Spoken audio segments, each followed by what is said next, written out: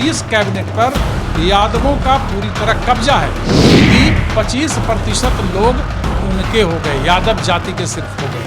मतलब 33 के कैबिनेट में 25% लोग यादव जाति के लोग। लालू प्रसाद यादव ने लोकतंत्र के दीपक को घर घर में जलाया और यादवों को एक अलग तरीके से मजबूती दी। उसके बाद यादव जाति अली राजनीति में, बिहार की राजनीति के नक्शे पर एक बड़ा अक्स लेकर के उभरा और भारतीय जनता पार्टी नित्यानंद राय जैसे नेताओं को आगे बढ़ाकर देख लिया, लेकिन यादव जाति के मतदाता टस से बस नहीं हुए। नमस्कार, मैं देवांशु, आप देख रहे हैं न्यूज़ फॉर नेशन। बिहार में सीएम नीतीश और तेजस्वी कैबिनेट का विस्तार हो गया है, लेकिन एक बात जो यहाँ पर देखने को मिली कि जाति की छाती पर जो नाचती है ना बिहार की राजनीति, उसका असली रंग जो है ना आज देखने को मिल गया है।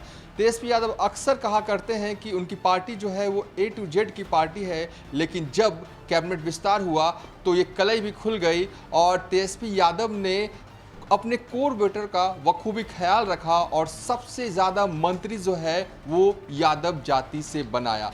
क्यों बनाया?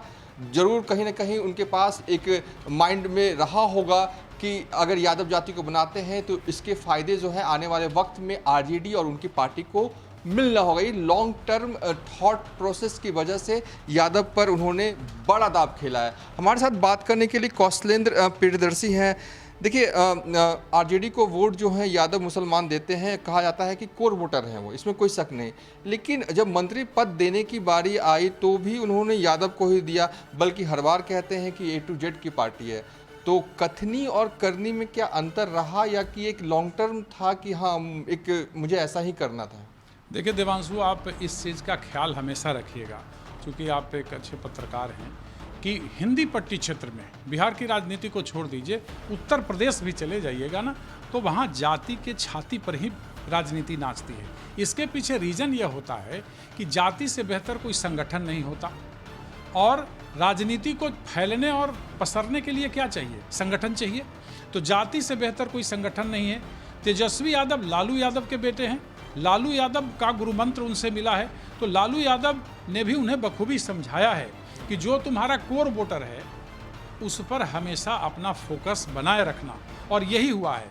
इसीलिए तेजस्वी यादव समेत 8, विजेंद्र यादव को छोड़ दीजिए तो 7 लोग उनकी पार्टी से यादव जाति के लोग विधायक बने हैं। अभी जो चर्चा चल रही है कि आने वाले समय में विधानसभा अध्यक्ष भी इसी जाति का होगा, तो सीधी सी बात है कि 25% लोग उनके हो गए, यादव जाति के सिर्फ हो गए। मतलब 33 के कैबिनेट में 25% लोग यादव जाति के लोग हो गए। इसके पीछे सीधा सा रीजन है कि माई समीकरण को छोड़ दीजिए, उनको हटाइए, मुसलमान को हटा दीजिए, चूंकि उनकी राजनीति दोनों से मिक्सअप चलती है। लेकिन जो एक बड़ा कोर वोटर जो आज तक टस से मस्त नहीं हुआ 90 के बाद से, लालू प्रसाद यादव ने एक जागरूकता, एक लोकतंत्र का जो दीपक हर घर में जलाया। और पहले होता क्या था ना कि जो बड़े कास्ट के लोग होते थे तो यादवों का जहां वोट होता था या बाकी वोट होता था वो नहीं जा पाते थे। लालू प्रसाद यादव ने लोकतंत्र के दीपक को घर घर में जलाया और यादवों को एक अलग तरीके से मजबूती दी। उसके बाद यादव जाति अली राजनीति में, बिहार की राजनीति के नक्शे पर एक बड़ा अक्स लेकर के उभरा और वो आज तक कायम है। और वह माफ करेंगे, लालू प्रसाद के परिवार से, यानी राष्ट्रीय जनता दल, जिसका स्वरूप बाद में बदला जनता दल से, उससे लगातार जुड़ा हुआ है, इस परिवार से लगातार इंटैक्ट है। और यही रीजन रहा कि आने वाले समय में भी यह जाति हमसे इंटैक्ट रहे, और इसके पीछे उन्होंने अपने जाति पर दांव खेला है। भारतीय जनता पार्टी नित्यानंद राय जैसे नेताओं को आगे बढ़ाकर देख लिया, लेकिन यादव जाति के मतदाता टस से मस नहीं हुए। परिणाम हुआ कि सारे वोटर जो हैं यादव जाति के, इनके पक्ष में खड़े होते हैं। तो जाहिर सी बात है कि तेजस्वी यादव जाति पे दांव लगाने में कामयाब हुए। उन्हें पता है कि अगर इस पे हम दांव लगाएंगे तो ये कहीं नहीं जाएगा और हमारे साथ जो 5% या 6% वोटर इधर उधर जाते हैं वो हमारे साथ इंटैक्ट हो जाएंगे। चूंकि आने वाला समय 2024 का लोकसभा चुनाव है, जहां तेजस्वी यादव यह चाहेंगे कि हमारे ज़्यादा से ज़्यादा सांसद जीत करके जाएं, और नीतीश कुमार से उनके गठबंधन के पीछे भी यही रीजन है। लेकिन नीतीश कुमार से गठबंधन करने के बावजूद उन्होंने अपनी जाति को नहीं छोड़ा। इसलिए नीतीश कैबिनेट पर यादवों का पूरी तरह कब्जा है। इसको और थोड़ा दूसरे नज़रिए से देखिए कि अगर ललित यादव, विजेंद्र यादव तो उनकी पार्टी के हैं, तेजस्वी यादव, तेज प्रताप यादव, सुरेंद्र यादव, रामानंद यादव, ललित यादव, चंद्रशेखर, जितेंद्र कुमार राय, ये सब के सब जो हैं, उसमें से 2-3 लोग तो काफ़ी दबंग किस्म के लोग हैं। रामानंद यादव के बारे में भी कहा जाता है। तो उसके पीछे कारण यही है। लेकिन एक चीज़ समझना चाहेंगे, आपने कहा कि यादव जाति का वर्चस्व है कैबिनेट में, तेजस्वी यादव ने यादवों पर ज़्यादा भरोसा है। ठीक है, इंटैक्ट है, 90 के बाद से उन्हीं को वोट दे रहे हैं, इस बार ही भरोसा जताया। सबसे ज़्यादा जब पट बांटने की बात आई तो यादवों को याद, लेकिन क्या इसका नकारात्मक असर नहीं हो सकता आने वाले वक्त में?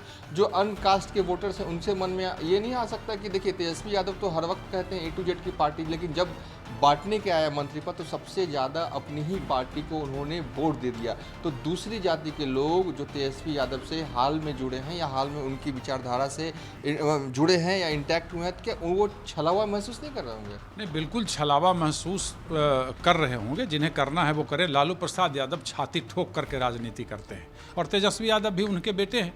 तो नीतीश कैबिनेट में जाने से पहले उन्होंने ताल ठोक करके राजनीति की कि हम इस जाति के हैं और इस जाति के लोगों को बनाएंगे। A to Z में कार्तिक सिंह भूमिहार को बनाया, लॉ मिनिस्टर बना दिया।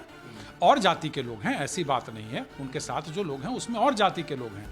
लेकिन कहने का मतलब कि हम जो हमारे साथ है हम उसके साथ हैं, ये संदेश देना बड़ी बात राजनीति में होती है। और यही कारण है कि लालू प्रसाद यादव के परिवार और उनकी पार्टी के साथ लगातार यादवों का कुनबा जो है वो लगातार उनके पीछे खड़ा है और यही तो उनकी ताकत है और यही वजह है। आप देख लीजिए तो घाटा कैसे उनको हुआ था।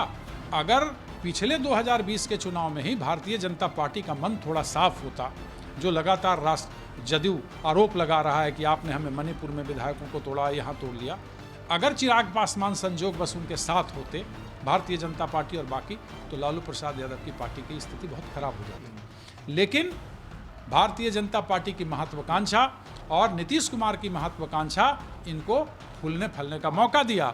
और आने वाले समय में अगर समीकरण बदलता है तो यही दांव जो होता है ना, तेजस्वी यादव को दर्द दे जाएगा। लेकिन इतना तय है, इतना बिल्कुल कह सकते हैं कि नीतीश कुमार की कैबिनेट पर यादवों का कब्जा है। चलिए, नीतीश कुमार की कैबिनेट पर यादवों का कब्जा है और जिस तरीके से दाव जो है वो तेजस्वी यादव ने खेला है यादव जाति पर, क्या आने वाले वक्त में ये दाव जो है उनका सही साबित होगा या गलत साबित होगा, ये तो वक्त ही तय करेगा। फिलहाल अभी तक के लिए इतना ही। आप देखते रहिए न्यूज़ 4 नेशन।